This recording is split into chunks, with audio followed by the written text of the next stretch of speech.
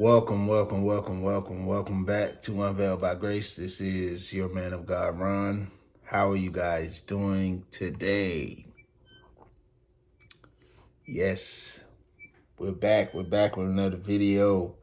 As you guys can see, my microphone is here, so be ready for the podcast. I got everything now. I got my microphone. I got everything. Everything's being set up as we speak. So be on the lookout for the Unveiled by Grace podcast. The mic isn't on just yet because I'm actually in my room. And yeah, but once it's set up, you'll know shortly. But anyways,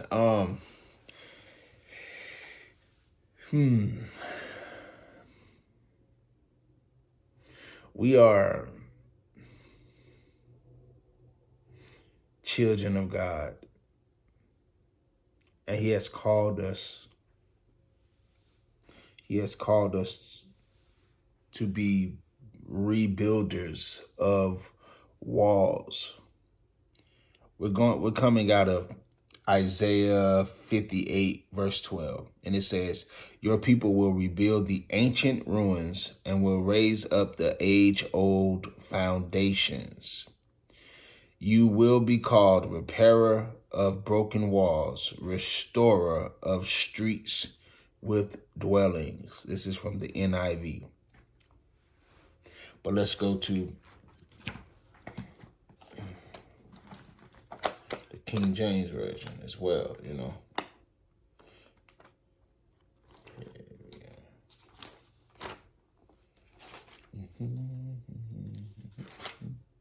And it says, and they that shall be of thee shall build the old waste places. Thou shalt raise up the foundations of many generations, and thou shalt be called the repairer of the breach, the restorer of paths to dwell in. Hallelujah.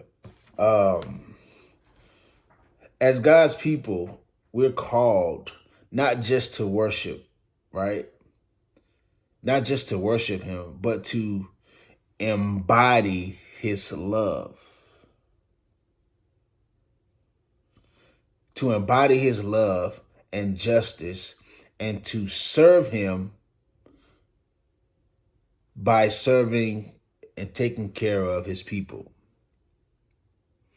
Now, Isaiah 58 reminds us of true devotion. True devotion. And sometimes we become too religious. We become too religious and we begin to just do things out of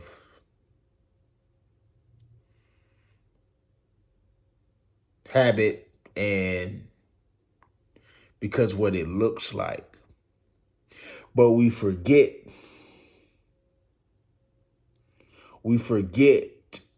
the ordinances of God. We forget our covenant with Him. We forget to do for Him, right? And a lot of us He has called and has given us responsibilities and a specific purpose over our life. And this season, 2025, right now, a lot of us are called now to act. To act on what God said and told you to do. Amen. Right? So I'm going to give us a few pointers. Not just pointers, but instructions. Right? First, true fasting is action. Right? Here's my notes. It says, God is not merely interested in our rituals. He calls us to loose the chains of injustice and set the oppressed free. So this means actively working against injustices, right, in our communities. Some of you, he's called to create foundations. Some of you, he specifically told you to create foundations, nonprofits, businesses to serve the community, to restore the community, our children, elders, and everyone in between that are suffering, that are going through life, right? And they're hopeless. But he's called you. See, a lot of us think that church is coming to the building and, worship and praising together and looking cute while doing it. But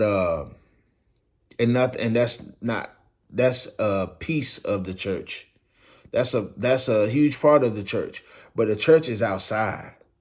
The church is the people in the streets who are losing hope, who may not know God. That's where the church thrives. That's where we should be. And God has called and chosen a lot of us. He has graced us. He has favored us to do such, right? But true fasting is an action. And our worship should lead to tangible change, right? So compassion in action is, I have here in my notes, we must feed the hungry, clothe the naked, and care for the marginalized. When we serve those in need, we reflect Christ's love. Our actions should mirror his compassion and grace. One of the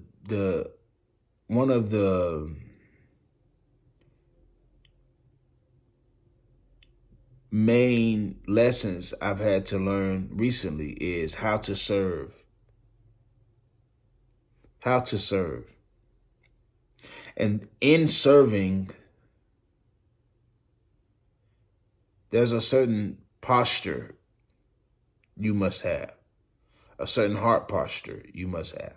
Because if anyone who has served just in general in life, whether, you served in a restaurant, you've served in a nursing home, hey, even serving in your house, right?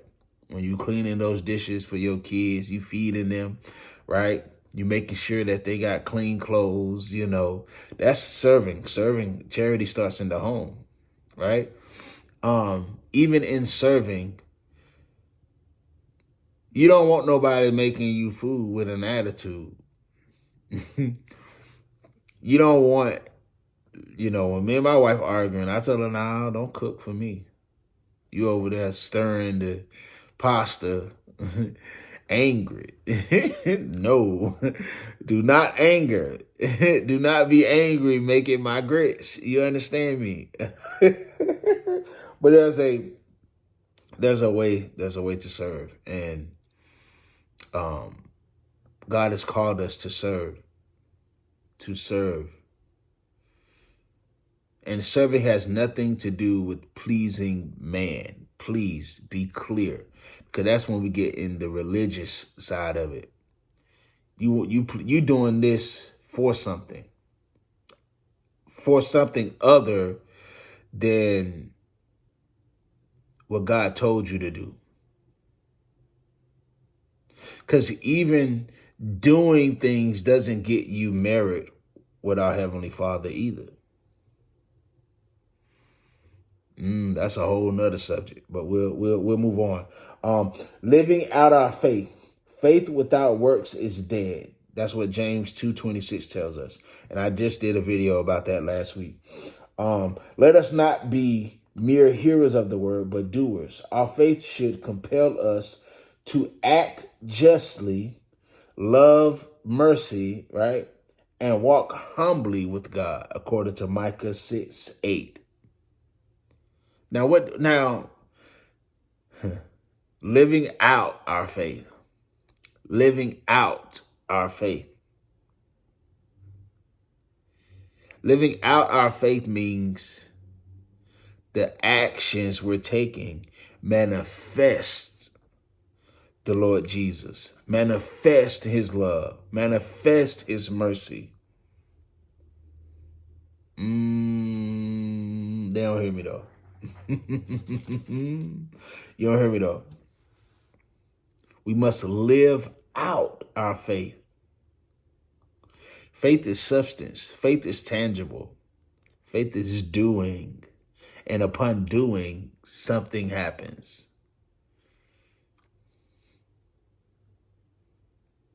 Hallelujah. Let's keep moving. Promise of renewal. As we step out in faith, God promises us renewal and restoration.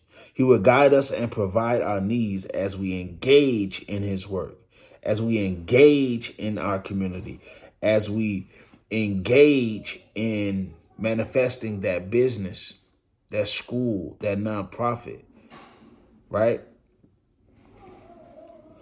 Our light will break forth like the dawn, illuminating the way for others. So in our acting out, living out our faith and obedience, we illuminate, we light up the path and the way for others.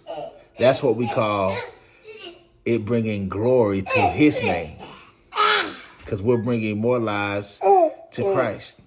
There you go. Let me conclude. I'll conclude because it's time to go. In this season, let us reevaluate our lives and ask ourselves, are our actions, right, aligned with God's heart? And let us embrace our calling. Let us embrace our calling.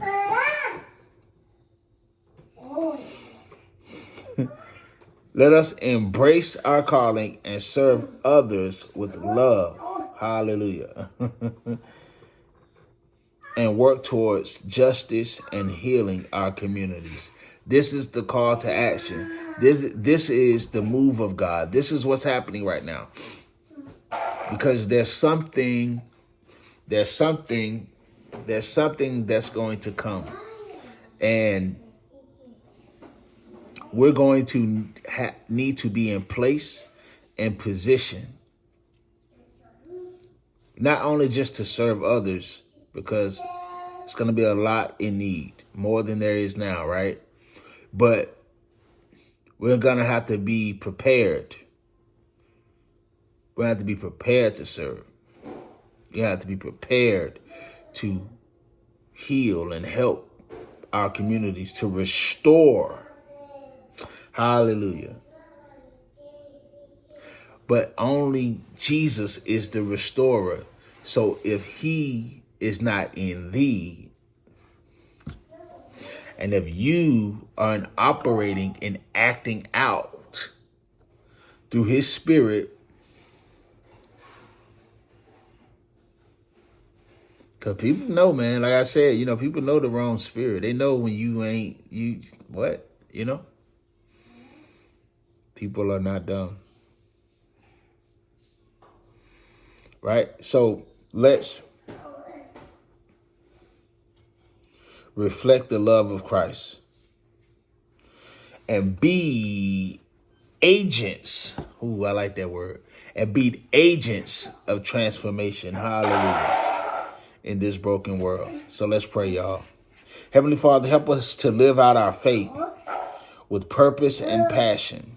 Guide us as we seek to serve others and restore brokenness in our communities.